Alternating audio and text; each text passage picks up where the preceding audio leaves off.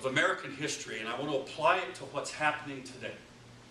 You see, right now, Danny's on his computer. A bunch of you have your phones, and I hope you have them on vibrate, because I don't want you to interrupt me. Right now, the NSA could be listening to us. Quite literally. They have the ability, the capacity to turn on this phone and listen to every word that we're saying right now. I highly recommend that if you have sensitive things to discuss at some point in time in your life, you make sure that you're out of range of electronic items that can be turned on electronically. Now, how is a great story of America's history tied into that? The Marquis de Lafayette was a French nobleman, very wealthy young man, who decided that he wanted to leave France and come to America and help us during the Revolutionary War. Because he had been reading about liberty. And it is something that had not quite happened there yet. The French Revolution was almost ready to begin, but not quite.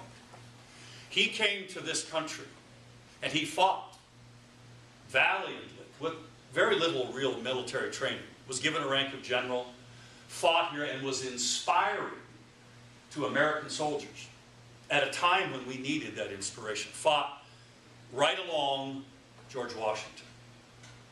It's a fascinating story, and I watched this documentary on the Marquis de Lafayette on Netflix the other night.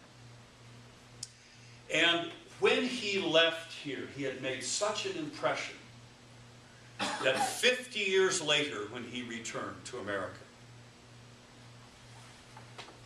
80,000 people greeted him in New York City when he arrived at the docks from France. Now keep in mind, at that time, about 180,000 people lived in New York City. I want you to capture that. The largest crowd up until that time to ever assemble in America was for a Frenchman who had fought for liberty. And he paid a very heavy price, by the way, for his commitment to liberty, because when he left the Revolutionary War and went home to France, and the Revolution of France began, he ultimately was imprisoned because of his commitment to continually push the French people to the liberty ideas that he had seen sacrificed so incredibly for here in America. He was willing to go to prison. Well, there's a young man that you and I know about who revealed to us this system called prison that has been in play for a while. It is the system by the National Security Agency that quite literally is monitoring all of your email traffic, all of your cell phone traffic. Every bit of communication that's out there on the commercial communication network is being monitored by the NSA. He's exposed this. He is probably going to go to jail. He's committed to his principles of liberty. And I admire that. I think the way he did it was, perhaps he could have done that better, but that's another discussion altogether. Like the Marquis de Lafayette, he was willing to put, and is willing to put, his very life on the line for liberty by exposing this program that is unconstitutional and that threatens our very existence. And our founders knew this. That's why the Fourth Amendment to the Constitution exists. This man has a commitment to his principles. So did the Marquis de Lafayette. And he was imprisoned for many years because of it. He came to America and he toured America for many months. And everywhere he went, he drew massive crowds. Why? Because the people of America knew this man's story and his commitment to the principle of liberty and freedom.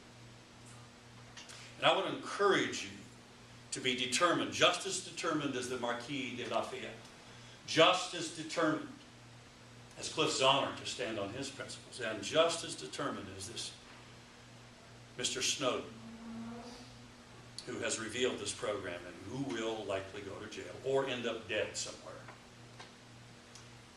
I encourage you to have that commitment to your personal liberty.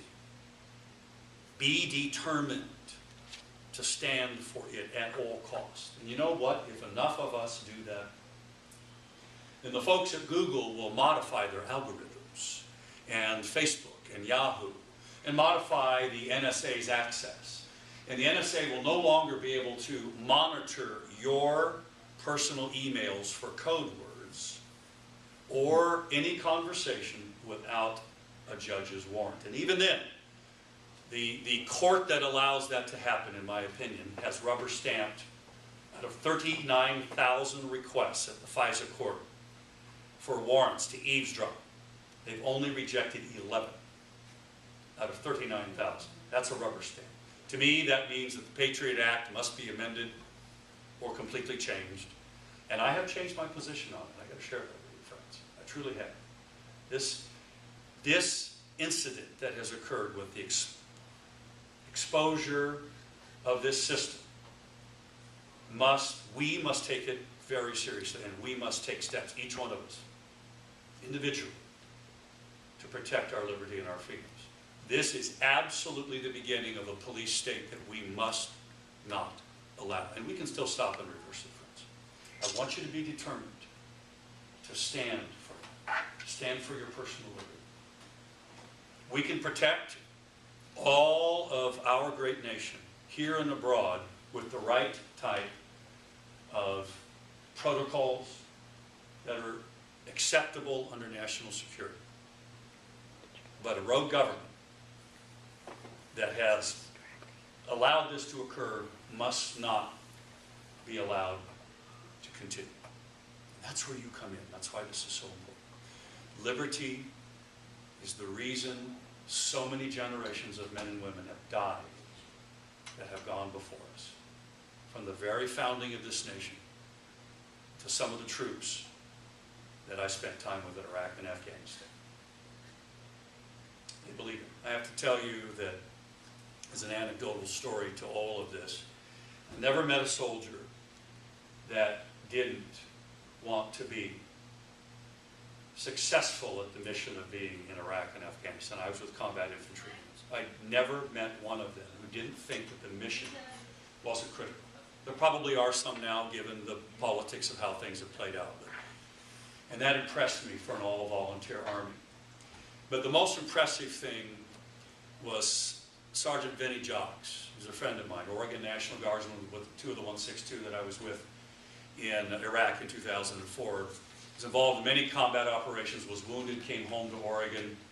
And I had lunch with Vinnie, developed a friendship with him. And he wanted to go back to Iraq because he felt he needed to complete the mission. And I said, "What mission, Vinnie? Why do you want to go back?" And he said, "Jeff, I have 3 boys. I don't want them to have to go fight in a foreign land. I want to give them the opportunity to live free here in America." And that called to mind a great quote from John Adams, one of our founders. "I must study politics and war so that my sons may study math and science in peace."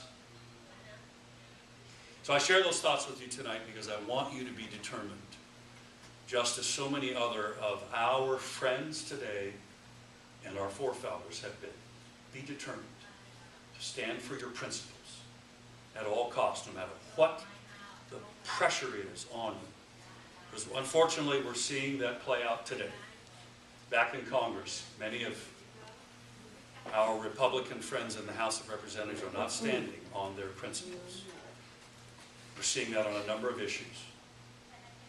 And if we don't rise up, they won't. So I want to end my comments with that, and I hope that those stories have been meaningful to you. You know, I'm fond of saying that in my speeches that few of you will remember anything I say tonight. But every one of you will remember how I made you feel.